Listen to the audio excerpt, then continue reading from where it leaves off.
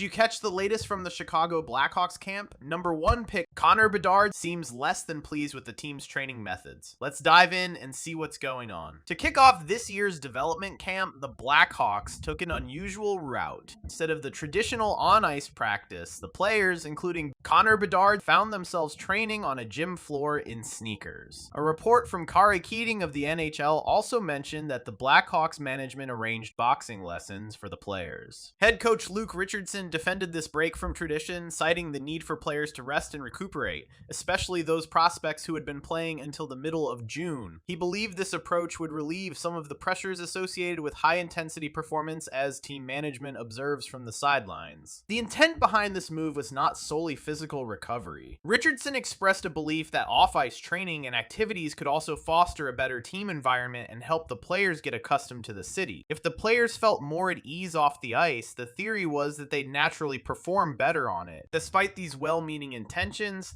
the shift in training approach did not sit well with everyone. Connor Bedard, this year's top draft pick and arguably the player with the most pressure at the camp, voiced his frustration. Charlie Remiliotis of NBC Sports quoted Bedard stating that this was the longest he'd been off the ice since he started skating. Connor Bedard's concern is understandable. As a top prospect, he expected to hone his skills on the ice, and the absence of that vital practice time didn't align with his expectations. The desire to improve his game in the actual performance environment on the ice is evident in Bedard's remarks. This brings us to the question, is this just an initial hiccup in Bedard's relationship with the Blackhawks management, or could it be an early sign of a bigger issue looming ahead? Only time will tell. However, the situation raises important questions about how NHL teams approach player development and how much weight they place on the opinions and feelings of their young talent. Looking at the bigger picture, it's clear that the development of a number 1 pick like Bedard is absolutely crucial for the Blackhawks' future. After all, the team has high hopes pinned on him, and any dissatisfaction on his part could potentially create friction. How the team will address these concerns remains to be seen. For now, all we can do is closely monitor the situation and keep you updated. With the stakes so high for both the team and Bedard, it's bound to be an intriguing storyline as the season approaches. In the meantime, we'll be here to bring you all the latest news and insights from the world of hockey. So stay tuned for our next video, and until then, keep enjoying the game.